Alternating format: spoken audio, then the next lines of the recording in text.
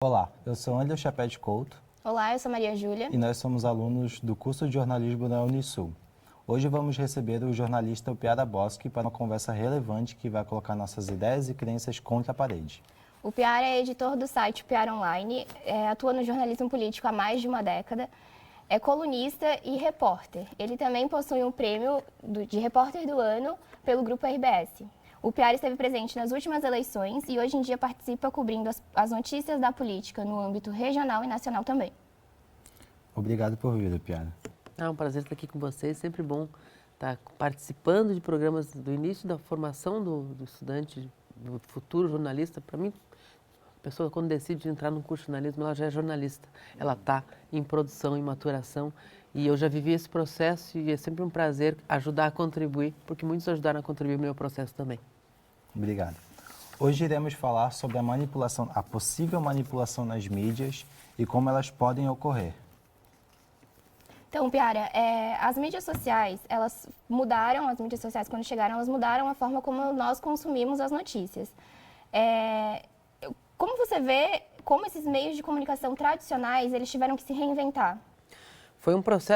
É um processo, porque não termina, e a gente está vivendo neste momento uma discussão sobre o PL das fake news, em que deixa muito claro e muito explícito como as big techs, os Facebooks, os Googles da vida e as empresas de comunicação têm uma posição bem oposta nessa hora, né?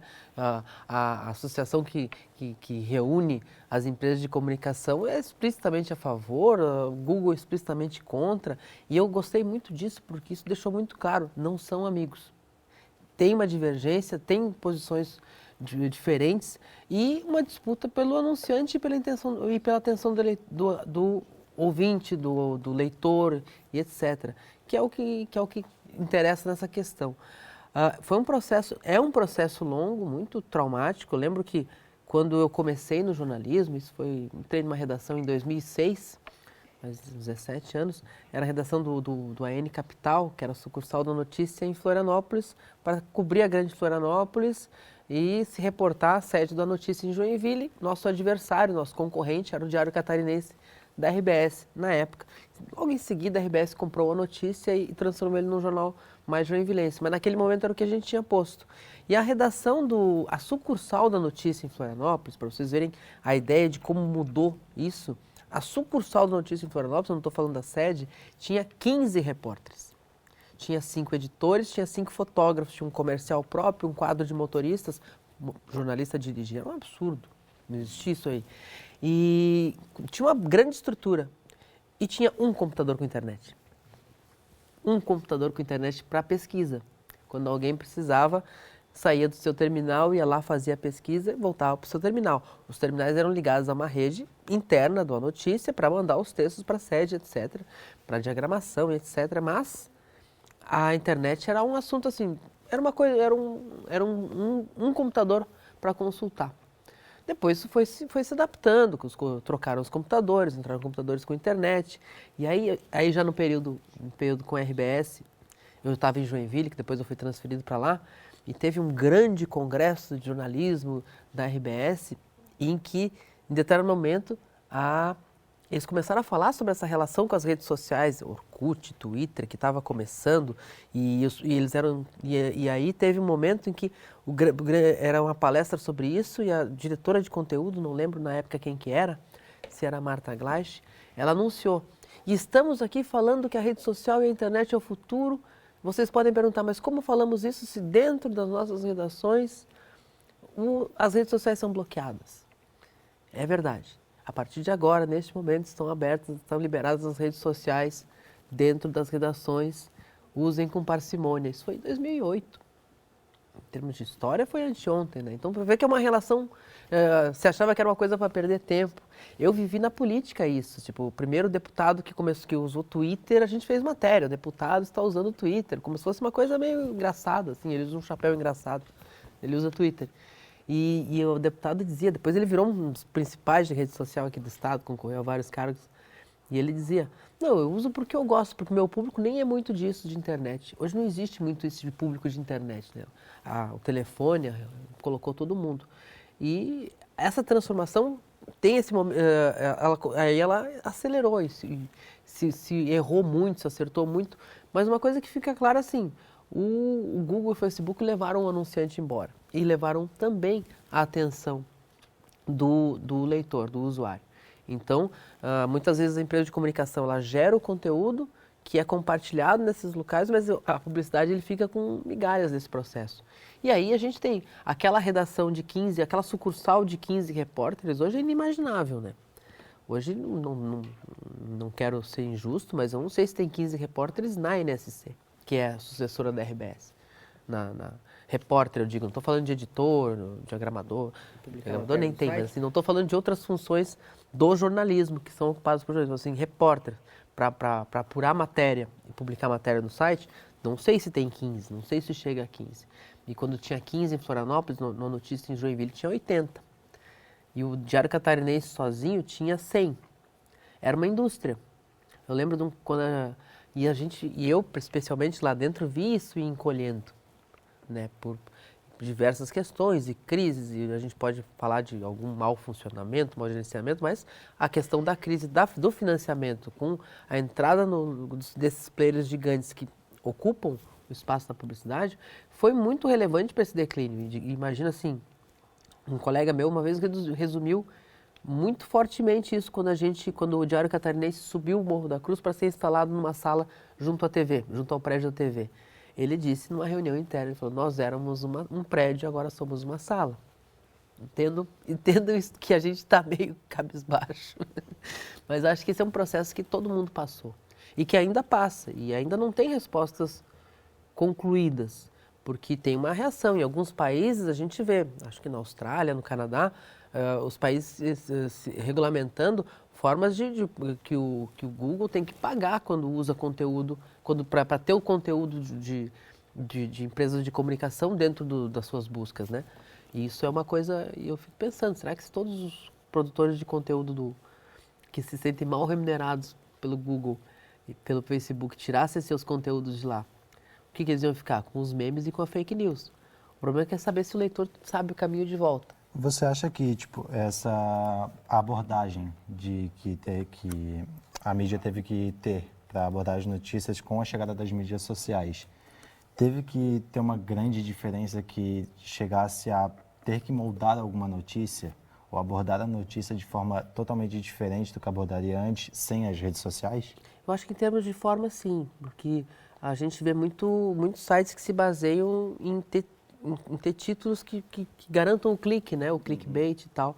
Não que não existisse sensacionalismo antes, sim, mas de certa forma todo mundo teve que ser mais atrativo no título, né? O jornalismo impresso, por exemplo, que é uma festa no fim, o jornalismo impresso tinha aquela capa que era uma manchete, etc. Isso nunca conseguiu se transportar igualmente para os sites dos seus jornais, né? Ter essa mesma importância, né? E aí o título da matéria num Twitter, num Facebook, rodando por aí, tem que ser muito, muito engajado. E aí tem uma questão fundamental, que nem é minha área de especialidade, que é as questões de SEO, né? Que é escrever títulos para o Google buscar. Isso, para mim, é uma tristeza imensa, assim. Eu posso até ser chamado de antiquado nisso, mas assim, o melhor título nem sempre o título do CEO é um título beabá, né? É um título muito óbvio, um título Ivo viu a uva, tem que ter as palavras tais e tais e tais, e aí o buscador vai encontrar essas. E às vezes a gente vai deixar de ter grandes títulos muito sofisticados, não funcionam nessa lógica, né? Ou então tu tem que ter um trabalho paralelo de SEO com o resto do conteúdo para compensar isso. Mas mudou. A gente hoje coloca um texto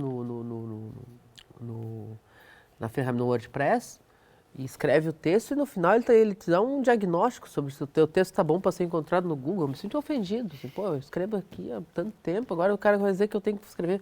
Eu sempre escrevi com essas frasinhas mais entrecortadas, agora não pode mais, porque o problema é do Google, né? Eu quero investir num nicho, eu até posso fazer isso, Porque eu fiquei muitos anos cobrindo o jornalismo político e ganhei uma espécie de um nicho que eu atendo. Então, pessoas que são muito ligadas à política em Santa Catarina, assessores de imprensa, instituições, formam um grupo que eu tenho basicamente o mesmo público hoje que eu tinha na NSC.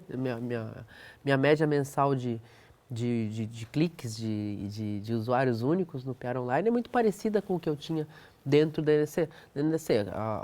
O portal garantia que às vezes uma matéria ganhava destaque na capa e tinha outra dimensão, mas num mês normal são muito parecidos, ou seja, esse pessoal veio comigo. Esse pessoal não vai se importar se o meu texto é assim, talvez venha porque o texto é assim, vou poder fazer um título mais do meu jeito, mas isso é o que eu conquistei porque eu me especializei, né? Mas, assim, para os demais, acaba sendo muito difícil tu não conseguir se enquadrar num texto que é pobre, num título que é óbvio, num jornalismo que é mais para atender mais o robô do Google do que o leitor. Isso eu acho complicado. Uhum. E olha só, por conta dessa quantidade de informações e da velocidade que vem aumentando, que elas chegam atualmente, muitas notícias, por causa da demanda, não são checadas 100%, não fazem todo aquele processo. E são divulgadas mesmo sem qualquer integridade. Como podemos instruir o público para que sejam mais críticos em relação à informação que consomem nas mídias no geral, na grande mídia, na mídia independente? Eu acho triste, assim, porque a gente cobra do público que você tem que ser mais... Mas as próprias empresas não conseguem mais ser tão vigilantes com o próprio conteúdo. Porque tu falou muito bem, antigamente, quando eu entrei numa estrutura de redação, eu era um repórter, eu tinha colegas mais experientes, eu tinha um editor que ia ler esse texto antes dele ser publicado, porque antes ele ia para a página do papel, e ele tinha e na ponta final do processo, depois de ele passar pela diagramação, ainda tinha o revisor muito ali na caneta e a página voltava para a diagramação, às vezes voltava para o editor da página com as... Isso quando não tinha... Já tive editores-chefes que gostavam muito de estar em cima, então no final era ele que fazia essa revisão final e ainda levava uma bronca porque a matéria não estava boa, mas era o processo, era um processo industrial da produção da notícia, né? Acho que a gente está vivendo o fim desse ciclo, desse tipo de indústria. E aí, a partir do momento da internet veio, dentro do mesmo jornal em que ainda existiam esses processos, a publicação era repórter terminou, posta. E isso sempre me incomodou muito. Quando eu era repórter, como é que eu vou postar se não passou por todas aquelas etapas de correção, de validação? Então, a gente vê hoje que as matérias vão para o ar sem revisão, sem esse olhar de pessoas que têm que estão acima na estrutura para dar essa matéria não está pronta, essa matéria precisa disso aqui, que é muito comum. E então eu vejo os jornalistas mais soltos, e isso gerou esse tipo de questionamento. Às vezes muita matéria que não está pronta está indo para o ar, porque é o novo jeito de fazer. Essa alta demanda que o jornalismo está tendo hoje em dia, com a velocidade das mídias sociais e que ela exige que tenha isso, tu acha que pode alterar a notícia de alguma forma? Tipo, a gente tem vários casos de, por exemplo, com o TikTok, com a chegada do TikTok, jornalistas não formados. O jornalista ele nem necessariamente faz o curso, mas ele faz um papel de tal. Ele consegue seguidores com isso, consegue engajamento com isso, às vezes até mais com o jornalista propriamente formado. Tu acha que isso tem alguma relevância e pode ser perigoso não só para a mídia em geral, para a notícia chegar nas pessoas, mas para a ética da profissão? Eu acho que tem uma coisa que é muito importante que a gente tem que ressaltar nisso, e é uma coisa que eu me bato há muitos anos, desde que começou a estourar, quando ficou claro isso, quando os primeiros blogueiros que não tinham a formação começaram a virar de alguma forma concorrentes, e eles vinham com grandes furos e notícias e denúncias que a imprensa não dava, etc. E eu dizia assim, tinha um blogueiro aqui, que eu não vou falar o nome dele, não vou entrar na história agora, uma história triste, mas que ele publicava lá, e publicava denúncia, assim, e eu dizia assim, ele publica a pauta, né? Porque a pauta, assim, tu tem a história, tu tem a base, parece que está acontecendo isso aqui em tal lugar, em tal órgão está acontecendo um negócio. Aí vamos investigar. Aí tu fica lá uma semana, 2, colhendo informação, entrevistando e entrega o negócio. A matéria é pronta. ele publicava, não, está acontecendo lá, parece que está acontecendo um negócio, ele já postava. Ele dizia, pô, o cara publica a pauta e acha que é jornalismo. Mas atendia uma ideia de que não estava sendo publicado tudo nos veículos tradicionais. E isso é a base disso, mas desde então eu tenho pensado muito nisso, e era uma época que se falava muito, recente tinha caído a obrigatoriedade do diploma por decisão do Supremo, e aí começou-se a criar a ideia de de retomar a obrigatoriedade por emenda constitucional, que é uma coisa que está para ser votada agora, e eu dizia, gente, a gente está discutindo a obrigatoriedade de diploma no momento em que caiu o monopólio da publicação. Antigamente, assim, só as empresas, os veículos publicavam e a gente botava uma tranca na porta da empresa e dizia assim, só entra quem tem diploma. E dava para fazer. Agora que todo mundo publica, a disputa é outra. A disputa é jornalismo profissional contra jornalismo amador. E aí não é uma questão de criminalizar o jornalismo amador. A gente precisa ser muito melhor que eles. E aí vem um problema muito grave. Nem sempre a gente está sendo muito melhor que eles. Tem que ficar muito nítido para o leitor quando é profissional e quando é amador. Quando tu pega a foto de um profissional e a foto de um amador, tu percebe de cara que esse aqui é um amador, esse aqui é um profissional. Está acontecendo isso com as publicações? Está acontecendo isso com o jornalista na rede social? Está acontecendo isso com o comentarista? Não sei, nem sempre. Então, essa é uma reflexão que a gente tem que levar para dentro da universidade, para dentro das redações que ainda existem, para nós mesmos como jornalistas. Se a gente não for melhor do que o amador, obviamente melhor do que o amador vai ter espaço sempre. E com as fake news nesse entorno? Já que teve muitos jornalistas não formados e entre amadores, eu acho que com esses jornalistas causaram mais o crescimento das fake news, como isso podem ocorrer o crescimento que, pegando o contexto dos últimos anos, toda a nossa guerra política que o país viveu, tu acha que essa disseminação de informações e por vezes falsas, que propriamente inventaram ou só não tinham conhecimento, foi causado por eles? Acho que é uma deformação dessa indústria do clique.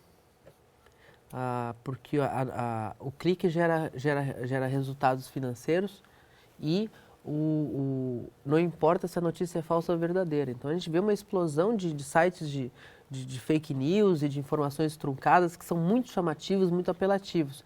E que tem uma indústria própria e estão remunerando gente, via Google, via Facebook. A gente olhar hoje o site jornalístico em vídeo mais divulgado no YouTube, que tem mais repercussão, é um tal de TV Foco, que só pega coisa de alguma notícia que está dizendo A e bota 25 exclamações, inventa alguma coisinha ao redor para ficar mais chamativa e publica. E isso com anuência do próprio Google, que é o dono do YouTube, né? E aí, então, a gente tem essa questão do clique. A gente tem a instrumentalização da fake news para projetos políticos também. E aí também é um derivado desse problema. O problema maior isso dá dinheiro. Fake news dá dinheiro. Esse é o problema. Se fake news não der dinheiro, não vai ter fake news. Pelo menos a indústria da fake news. Porque alguém contar um boato, contar uma história, jogar para frente, um jornal, uma publicação com viés mais sensacionalista, que dá uma exagerada, carregar nas tintas, isso sempre vai ter. Muita gente queria consumir assim, outros não. Agora, tem uma indústria que assim... Porque tem uma coisa que muitas vezes assim... mas a grande imprensa também faz fake news. É que nem sou representante da grande imprensa mais, mas assim, os jornalistas também produzem fake news. Eu falei, tem que diferenciar muito bem o que é a fake news, que nasce fake, com quem criou sabendo que é fake, de alguém errar numa apuração, ou ser ingênuo na entrevista com uma fonte e ser carregado por ela, e publicar algo que não é fidedigno, sem querer. E que pode ser corrigido depois e que ele mesmo pode ir lá e dizer, uma errata aqui, não estava correto. O jornalismo, ele procura acertar. A gente erra muito, porque todo mundo erra muito. Todas as profissões erram muito. A gente tem prédio que cai, a gente tem erro médico, a gente tem diversos erros nas profissões. No nosso é publicar algo que não é aquilo que a gente queria, que não é a apuração completa, não é a verdade dos fatos que a gente queria levar. Agora, a gente nasce com o objetivo de acertar. Toda a pauta tem que nascer com o objetivo de acertar. A fake news nunca teve o objetivo de acertar. Ela sabia que era fake desde a gênese. A gente tem que separar esse joio do trigo e aqui a gente tem que desmonetizar completamente. Sem isso, a gente vai viver essa realidade para sempre. Tu acha que com as fake news, com esse crescimento que teve, não tenha tido algum tipo de investimento para que ela, ou pode ter acontecido algum investimento para que ela possa ser mais disseminada? Porque o crescimento foi muito grande, de uns anos para cá, e foi muito espontâneo e muito rápido. Tu acha que não tem nem algo que possa ter investido nisso? A gente tem diversos exemplos de empresas que lucraram muito com esse tipo de brecha que o sistema da publicidade das Big Techs deixou para qualquer escritório fazer esse tipo de questão. Tem a instrumentalização política, que foi muito forte, né? A gente vive esse momento de polarização política, de política extremamente apaixonada, em que grupos políticos entenderam que não precisavam mais do acesso aos jornalistas ou aos grandes emissores de televisão para ter visibilidade, que eles podiam prescindir disso e ocupar a rede social, ocupar os espaços que eram permitidos. E isso em si não é errado, mas a forma como foi feita, muitas vezes, talvez na maioria, pecou nesse tipo de questão, mas funcionou, né? Funcionou. Então, os grupos políticos que se usaram disso para chegar ao poder, para eles está tudo certo. E aí a gente vê que o outro lado também começa, como é que a gente faz para aprender isso? E a gente vê que hoje o debate político no Brasil está insuportável, porque é uma disputa de narrativas, que uma narrativa que vence quem consegue convencer mais gente da mesma história. Sempre foi um pouco assim, mas assim, existia algo que era o fato, o que aconteceu. E que quando ficava muito claro que aconteceu isso, alguns não acreditavam, outros acreditavam, mas isso aqui aconteceu. Hoje não, é como se tivesse a mesma coisa, tem dois isso aqui aconteceu, porque são grupos diferentes. A rede social também estimula muito isso, tu fica na tua bolha, no teu WhatsApp, nos teus grupos, e ali só se fala isso, e isso vira verdade, porque está circulando ali. E no outro, outra coisa é verdade. E aí quando a gente tem que confrontar, e a eleição é um momento muito forte disso, essas verdades, dá o que aconteceu na última eleição, desse confronto Lula-Bolsonaro, que dividiu o país, né? E que não está frutificando bem na sociedade. A sociedade continua muito rachada. A gente tem diversas coisas muito importantes para discutir e a gente está discutindo de quem é a culpa do 8 de janeiro. Né? Então, a gente tinha que estar discutindo o arcabouço fiscal, tinha que estar discutindo como fazer para ampliar o investimento em rodovias federais, que aqui em Santa Catarina é um desastre, e a gente tem um passivo imenso nisso, a gente precisa de muito dinheiro para botar isso em dia, e a gente está discutindo o quê? Esses dias eu falei numa palestra para uma associação empresarial que lá em Jaraguá do Sul, que é uma cidade que é atingida, que tem a obra interminável da duplicação da 280 por ali, e eu falei para eles assim, a gente passou uma semana discutindo uma deputada que usou uma camiseta com uma mão de 4 dedos alvejada por tiros, e aí a resposta da presidente do PT a isso, a contra-resposta, quem processa quem, uma semana. Eu falei assim, no meu site, no PR Online, onde eu tenho o controle do que publica e que não publica, não tem uma linha sobre isso. Sabem por quê? Porque isso não duplica 1 quilômetro das 280. Eu quero publicar coisas que levam olhar atenção, ressignificar o que é importante. O que é importante na política em 2023? A gente está discutindo coisas que não são importantes. Isso me assusta muito. Isso também é derivado dessa cultura da rede social, de que toda hora tem que ter uma polêmica nova. E aí a polêmica que dura uma semana. Olha a capivara de não sei quem. A capivara do influencer, para mim, tipo, é o símbolo dessa falta de relevância das discussões. Então, que permeia tudo. Então, na semana que se discute o PL da fake news, mas o líder de audiência é a capivara do influencer, né? Eu acho que a gente tem que ressignificar a importância. Isso é tarefa dos jornalistas. E não sou eu que vou conseguir descobrir isso aí, não. Não é a minha geração que vai resolver esse problema. É a geração de vocês, aliás, vocês vão ter que me contratar depois. Esperamos que sim. O Piara, sobre o seu portal jornalístico, como que você seleciona as notícias para fazer as publicações, principalmente sobre os políticos que você posta? Eu sou produto de um negócio chamado editoria de política. A editoria de política, que eu trabalhei na Notícia, depois no Diário Catarinense, eu entrei como repórter, tinha mais 2 repórteres, tinha um subeditor, um editor e 2 colunistas. E tudo que eu aprendi, tirando o que eu aprendi na universidade, foi ali, dentro desse meio, assim, conversando com o colega colunista, trocando ideia com o editor, a reunião que a gente fazia para discutir pauta, para debater o que era assunto, o que não era assunto. Eu trouxe isso muito comigo, internalizei, até porque meu sonho com o PR Online, e eu já tenho um repórter nesse momento, eu tenho um editor também, é reconstruir a editoria de política, ser esse espaço em que há uma cobertura focada em política, com diversos olhares, porque hoje, nas grandes redações, com o enxugamento que houve, que eu falei antes para vocês, não existe estrutura específica para política. Existem os comentaristas de política e os repórteres da empresa, né? A gente pode falar aqui da INSC e do ND. Quando o assunto mais importante é de política, os repórteres vão para lá. Quando o assunto é para cá, é para cá. Então, por exemplo, quando tem o impeachment do governador, obviamente toda a energia do jornalismo vai focada para lá. Isso é natural. E o trabalho sai bem feito, sai geralmente bem feito. Só que no dia seguinte não fica ninguém na Assembleia Legislativa. Então não tem aquela cobertura sistemática. Quando eu comecei, eu ia para a Assembleia sem pauta. Eu ficava lá ouvindo que eu era o setorista da Assembleia Legislativa. Quando eu ia lá, passava a tarde, eu via a sessão, eu conversava sobre qual era o tema que estava em discussão, qual é a briga que está acontecendo. No final do dia eu ligava para a minha editora lá em Joinville e dizia: Suzana, aconteceu isso. Ela, isso aqui que é a matéria, pega não sei o que e tal, escreve sobre isso e vai. Porque o jornal também tinha 8 páginas de política para dar por dia, alguma coisa de Assembleia ele tinha que publicar. É o modelo ideal? Não sei, talvez fosse exagerado, talvez não precisasse ter matéria de Assembleia todo dia, mas a gente saiu do tudo para o nada em muito pouco tempo. Então eu tenho esse interesse de recriar um dia, de ter um setorista de política de Grande Florianópolis, por exemplo, para acompanhar plano diretor. Eu não consegui cobrir bem o plano diretor. E aí é o tipo de escolha que eu tive que fazer.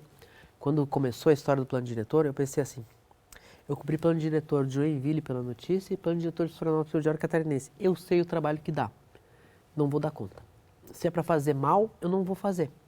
E aí, foi uma decisão minha. Como meu site tem um viés mais estadual, eu sei que gastar muita energia com Florianópolis incomoda o interior do estado. O interior do estado não tem essa relação com Florianópolis. Então, eu achei que era muito desperdício de energia com Florianópolis e que ia me tirar energia para cobrir o lado mais estadualizado. Então, esse é o tipo de escolha que eu tenho que fazer no dia a dia. Muito por causa de estrutura. E aí, no final, eu achei que eu errei. Eu devia ter dado um pouquinho mais de atenção, porque ganhou uma dimensão que parecia que eu estava me omitindo propositalmente.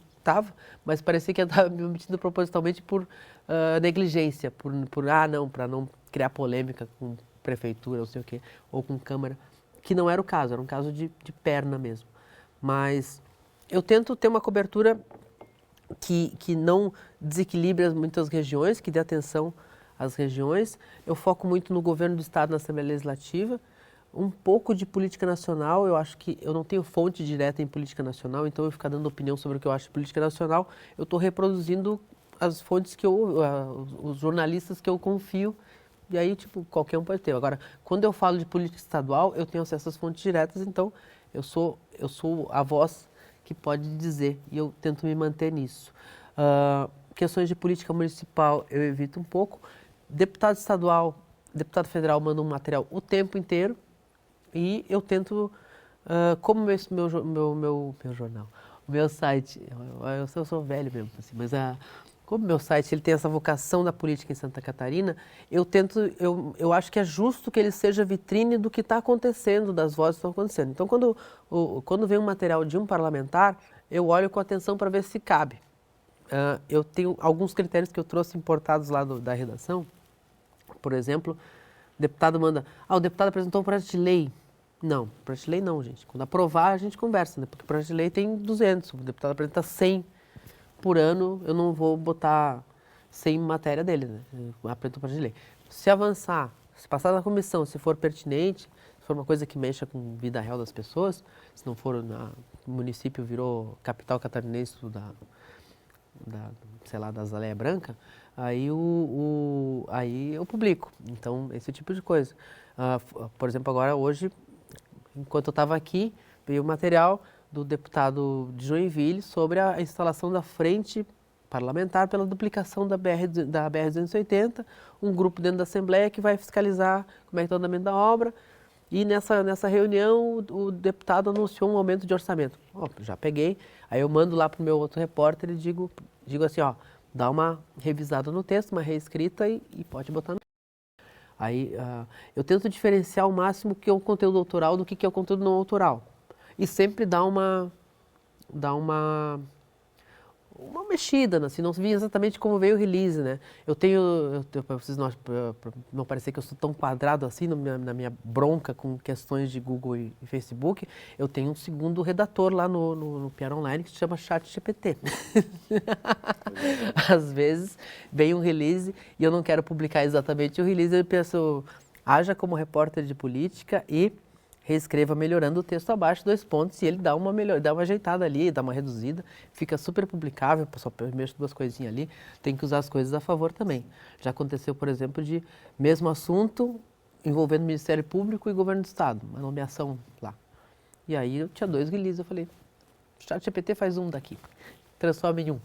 Uma coisa que ele faz também, assim, tem uma entrevista ping-pong, e transforma isso aqui numa matéria, transforma, só tem que ajustar. A gente tem que usar as coisas a nosso favor, né? Então, mais assim, estava fugindo do tema, a questão da análise dos 500 que não entra, ela é extremamente pessoal, minha, nada entra sem eu dar aval no site. E sempre é uma decisão caso a caso. Mas eu tento manter as mesmas linhas de critério que eu aprendi com os meus melhores editores. Hoje vamos encerrar aqui, a entrevista é curtinha mesmo. Obrigado por vir, a gente agradece muito, é muito importante para a gente, para o nosso trabalho. Não só como alunos, mas como futuros colegas de profissão. Já somos jornalistas, né? Estamos aí no caminho. O Piara, gostaria só de complementar a entrevista com mais alguma coisa que não foi falado? Não, tranquilo. Só muito feliz de estar aqui sempre, né? Já são colegas, já somos colegas. Espero que um dia vocês façam parte da redação do PR Online, quando eu conseguir recriar a editoria de política. E sucesso no programa e na trajetória.